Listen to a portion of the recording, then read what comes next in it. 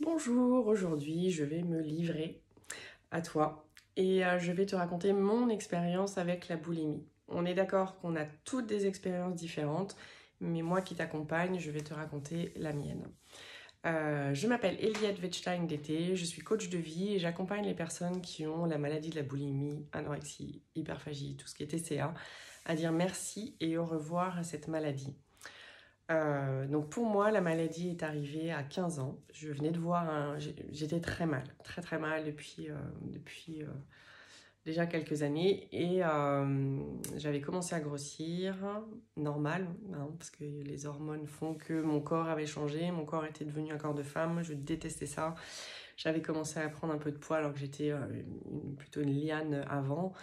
Et on a déménagé, donc je suis arrivée dans une nouvelle ville avec des parents fatigués, un père dépressif, une mère enceinte, mais du coup sans énergie, 1 heure de bus à faire matin et soir, alors qu'avant j'étais à 2 minutes à pied de l'école.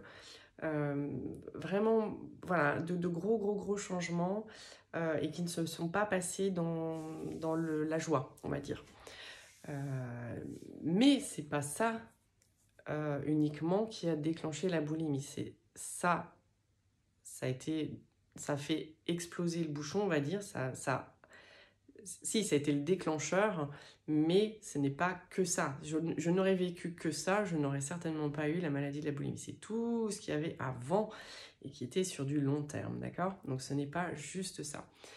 Euh, donc j'ai vraiment très très mal vécu cette maladie.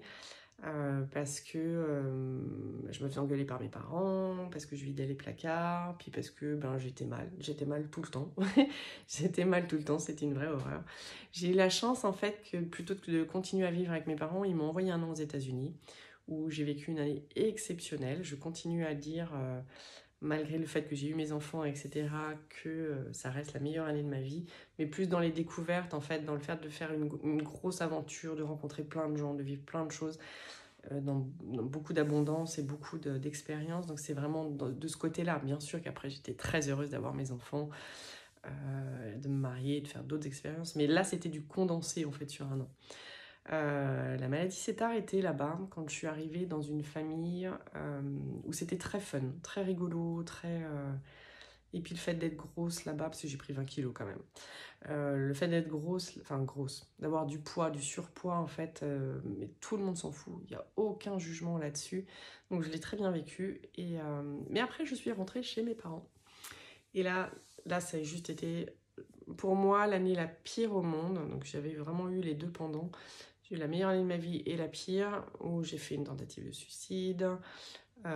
Au niveau scolaire, mais de toute façon je séchais les cours, donc c'était n'importe quoi. Enfin, voilà d'où je pars en fait, vraiment mes débuts avec la boulimie.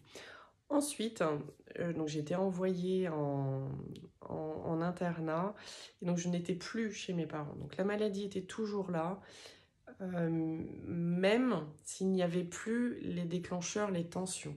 Et c'est ça qu'il faut bien comprendre en fait, c'est que où que vous soyez, les déclencheurs ne sont pas forcément dans l'immédiateté, ils sont dans tout ce que vous avez vécu avant. Et ça, c'est très compliqué parce qu'on vous change de milieu, on vous change d'endroit, vous pensez que vous allez recommencer une nouvelle vie, que ça va tout bien se passer. Ouais, mais vos fantômes, ils sont toujours là. Donc ça peut être mieux, mais pas suffisant en tout cas. Donc là, j'ai plutôt eu des années alors moins difficiles, donc moins déprimées, moins dépressives, moins hard, on va dire, mais une incapacité à faire des études. Donc, en tout cas, une incapacité à me concentrer sur des études qui me plaisaient plus ou moins. Donc, j'ai travaillé, enfin, j'ai fait un BTS en alternance. La maladie était toujours là. En fait, la maladie pour moi, et puis je me suis mariée ensuite, j'ai travaillé et j'ai eu mes enfants. La maladie pour moi ne s'est arrêtée qu'au moment de l'allaitement.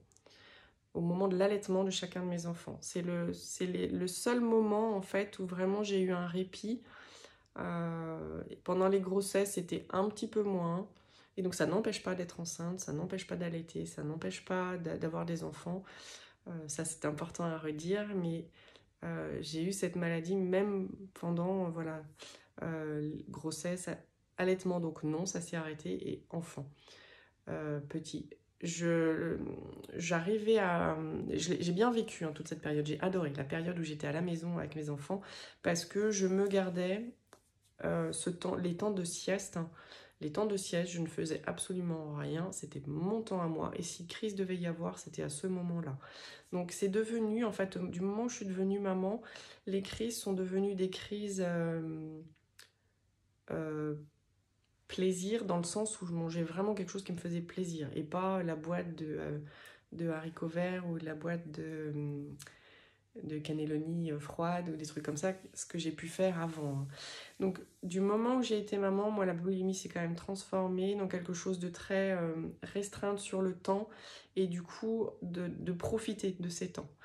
Bien sûr que j'aurais pu faire quelque chose d'autre, hein, on est d'accord, mais bon, moi, c'est la maladie de la boulimie, donc ces temps qui étaient à moi, c'était les temps où je devais faire, où je m'autorisais à faire une crise si j'avais besoin. Voilà. Donc c'est comme ça que j'ai vécu en étant maman au foyer, en tout cas avec de jeunes enfants. Après, ça a été un petit peu plus compliqué parce que il y a plus de temps libre en fait. Quand les enfants rentrent au collège, il y a toujours, donc j'ai 5 enfants, il y a toujours un enfant à la maison. Il y en a toujours un qui est malade, un qui prend qu'à 13 heures, un qui revient, un qui... Et donc en fait, je n'avais plus ce créneau où je savais que j'étais tranquille, sans sollicitation, et ce créneau où je savais que je pouvais me relâcher en fait. Et du coup là, c'était un petit peu plus compliqué. Du coup, je l'ai passé plutôt le soir.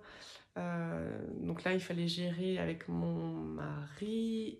Et heureusement pour la boulimie, en tout cas, il n'était pas là toute la semaine. Donc certains soirs où il n'était pas là, ben, c'était quasiment sûr que je faisais une crise de boulimie et que je contenais en fait quand il était là. Mon mari sait hein, que ça... Enfin, je lui avais dit au moment... Enfin, tout de suite en fait, après c'est qu'on se soit mis ensemble. Donc lui savait. Les enfants, je leur ai dit il y a 6 ans. Ils l'ont pris plus ou moins bien au moment T. Et puis en fait, c'est pas qu'ils s'en foutent, mais ça fait partie de notre histoire de famille. En fait, maman a la boulimie et en fait, ça pose de problème à personne. Quoi.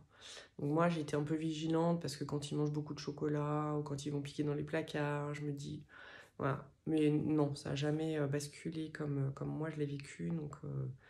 Donc, c'est pas quelque chose qui se transmet forcément. Il y en a beaucoup hein, qui se transmettent ça de famille en famille. C'est pas génétique, mais c'est dans la tension qu'il y a dans la famille ou dans la non-communication ou dans ne pas mettre des mots, mettre vraiment un cadre d'éducation très rigide.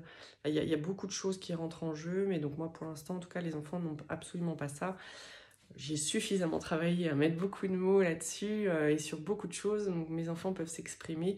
Il y a plein de choses que j'ai pas fait bien, certainement. Euh, mais en tout cas, sur le fait de s'exprimer, d'exprimer leurs émotions, d'exprimer leurs besoins, leurs envies, ça, c'est vraiment quelque chose que j'ai mis en place. Donc, donc, il y a un cadre en tout cas qui est différent avec lequel j'ai grandi et qui a l'air de fonctionner. En tout cas, ils n'ont pas ça. Peut-être qu'ils auront d'autres exutoires, mais ils n'ont pas celui-ci. J'en étais où avant? Donc oui, voilà, c'était plus compliqué après quand j'avais plus ces créneaux en fait où j'étais sûre d'avoir personne.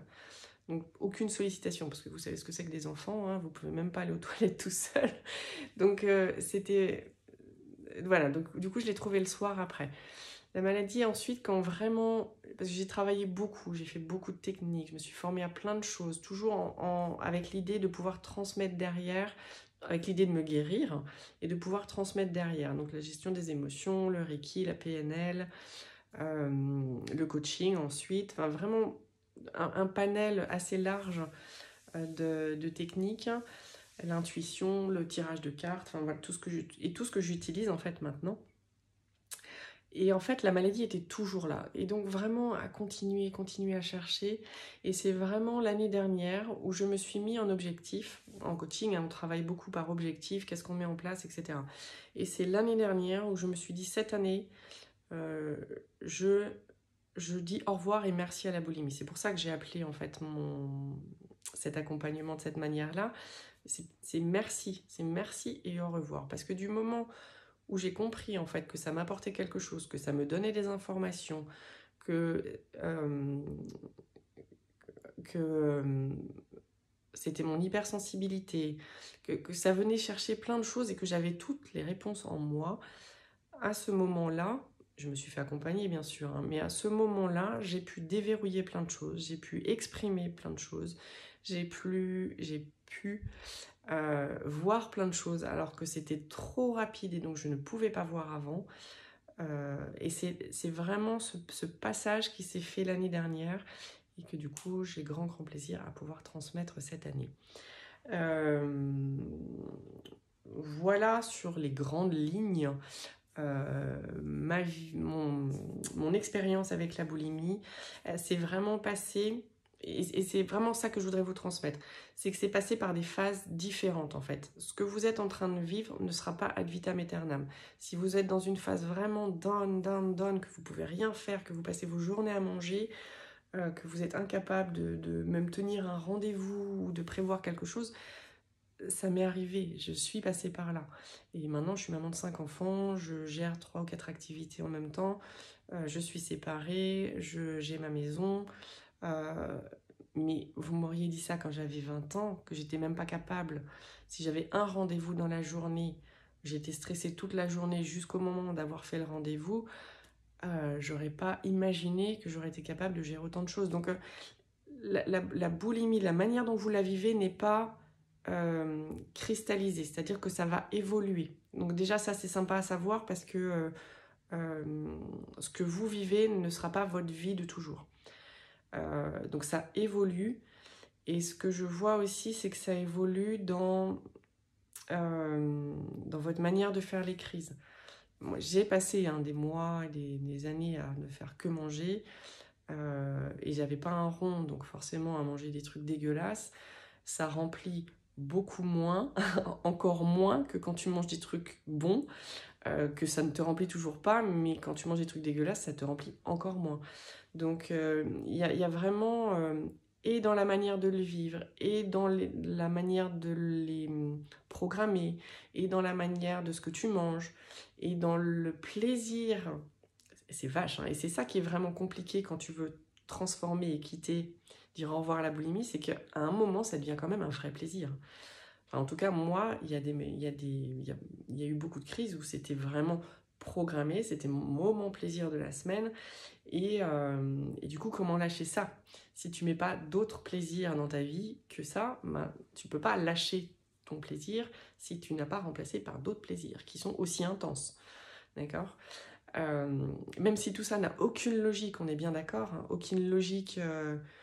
Quelqu'un qui écoute ça de l'extérieur se dit non mais n'importe quoi, mais n'importe quoi. Ouais, sauf que en tout cas c'était ma logique, c'est peut-être la vôtre aussi, et c'est pour ça que je vous transmets ma manière de le vivre. Quand donc la boulimie vraiment quotidienne s'est arrêtée l'année dernière, là j'en ai une, on va dire une ou deux par mois.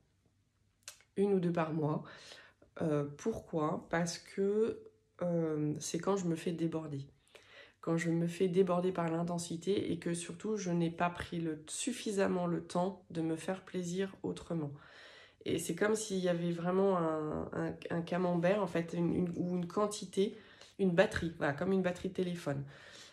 Si je n'ai pas rempli ma batterie, moi, de plaisir autre que par la nourriture, et ben il y a un moment donné, mettons si... Comment être clair?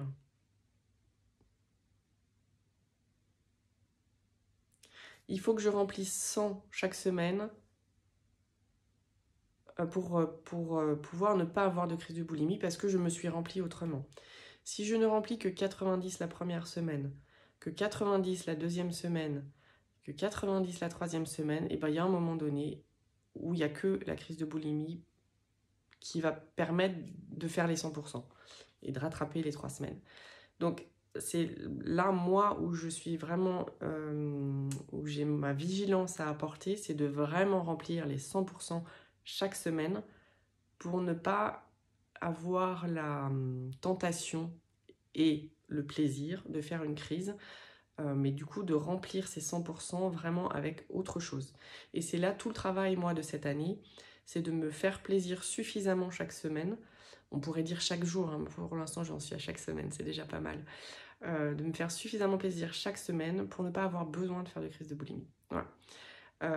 Donc c'est mon expérience, je serais ravie d'entendre la tienne.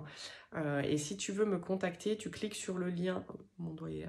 Tu cliques sur le lien Calendly qui est en dessous et on fera le point sur là où tu en es toi avec tes crises et quelle est la meilleure façon qui te conviendrait le mieux pour t'accompagner, pour dire merci et au revoir à ta maladie. Je t'embrasse.